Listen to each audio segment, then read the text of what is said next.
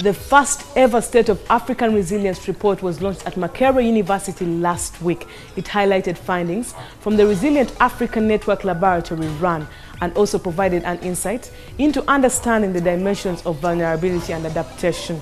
This is how it went down.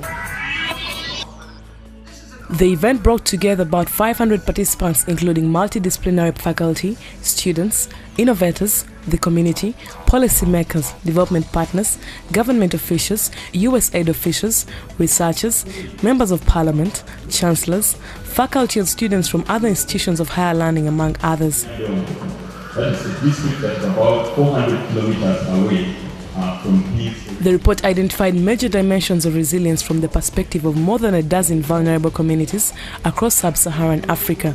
It based on the research and analysis of the Resilient African Network universities that are engaging with local communities to understand how best to prevent, mitigate, and overcome the current shocks and stresses to which they are most vulnerable. The One in State of African Resilience report is one of the activities directly aimed at contributing to the theme of achieving Vision 2040, innovations to accelerate Uganda's socio-economic transformation.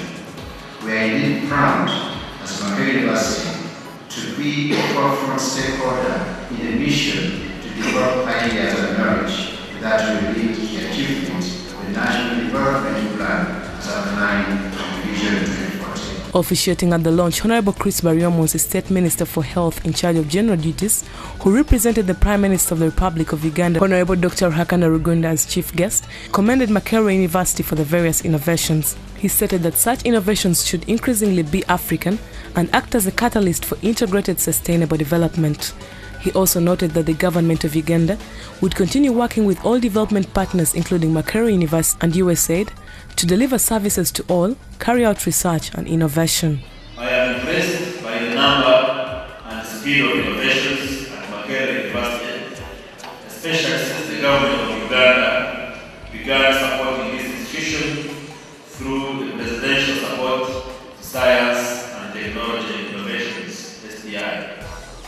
I am also happy to note that the government provided close to Uganda shillings 15 billion towards research and development, innovations and incubations in various colleges and units of Makerere University. The State Minister for Health was flanked by Honorable Sandy Stevens Tikodri, Minister for Higher Education, Science and Technology, who also committed Uganda government support to strengthening resilience in African communities. He also added that this cause was directed under his ministry, and he was privileged to have been among the first to learn about, support the initialization and establishment of the Makerere University run. The name is Higher Education, Science and Technology Docket, and it is meant to drive some of the activities or all the activities that have been supported under the Presidential Initiative for Science and Technology.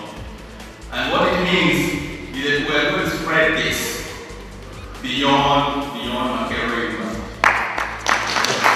It should be a national undertaking so that these innovations that will be coming up will have a home and will be supported through a framework and coordination.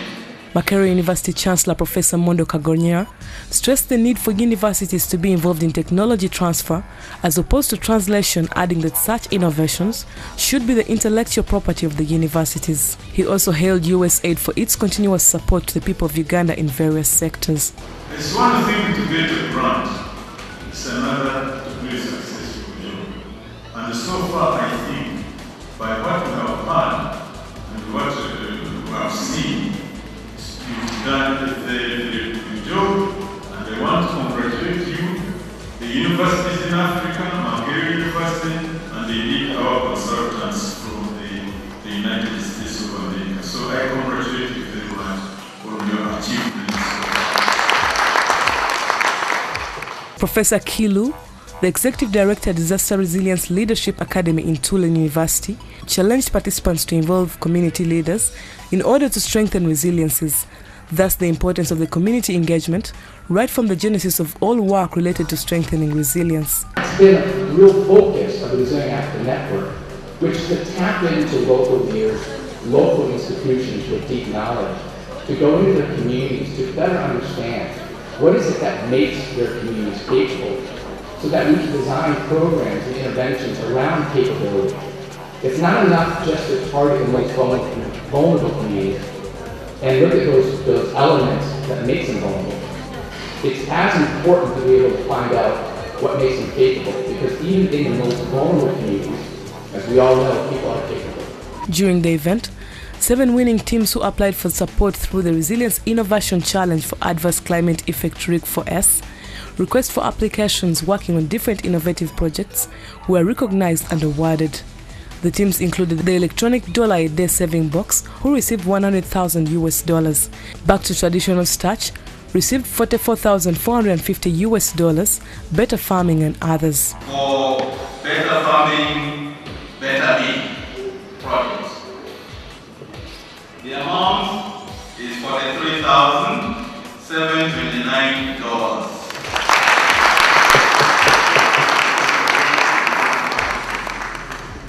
Mr. David Ferguson, Director, Center for Development Innovation, U.S. Global Development Lab, and USAID emphasized the need for partnerships. He also stressed that resilience is at the center of USAID's work, and USAID is committed to supporting the development in Africa and beyond. We are mobilizing dynamic partnerships to confront new interconnected challenges of climate change and extreme global poverty. And quote, we stand as a nation. We stand strong as a nation because previous generations dared to think about a world not just as it is, but as it could be. The Resilient Africa Network Run Lab is a partnership targeting 20 sub-Saharan African universities, supported by the United States Agency for International Development, USAID. The universities are led by Makerere University in Uganda, together with Tulane University's Disaster Resilience Leadership Academy, Stanford University, and the Center for Strategic and International Studies in the United States. The report is an opportunity for the Resilient Africa Network Run to unveil findings on how communities in Uganda are contending with the effects of climate variability and post-conflict recovery, how communities in South Africa were addressing the link between HIV/AIDS and poverty.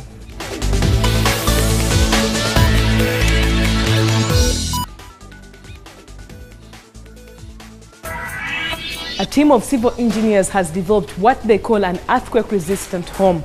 These students at the Stanford University combine isolators that were seismic that enable the ground to move independently of the structure above it. Check it out.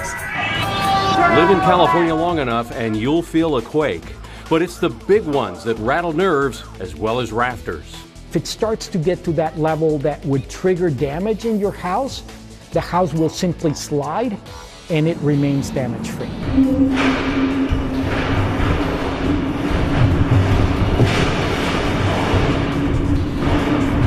That's right, the house would slide. Stanford professor Eduardo Miranda and his team developed 2 techniques that would keep homes damage-free during the big one. One design frees a home from the foundation. Instead of bolting it down, they use sliders that sit in steel bowls on the foundation. And it actually, by sliding, you protect the house. How much did their house slide? 15 inches, but not in the same direction. It's not like you're going to be 15 inches closer to your neighbor, but actually it returns back to essentially the same point where it was. Professor Miranda says the second design improvement came from the auto industry, unibody construction. For a home, that meant using glue, additional screws, and extra thick sheetrock for the interior walls, mesh and screws on the outside before stucco's put on. Both techniques are primarily for new construction. Retrofitting, Professor Miranda says, would be expensive. But considering San Francisco's now notifying owners of the so-called soft-story buildings that they must make quake safety improvements, he says it would be worth it. City of San Francisco wants to avoid having thousands of people that don't have a place to live after an earthquake, because it's a tremendous economic loss to the community, to the city as a whole.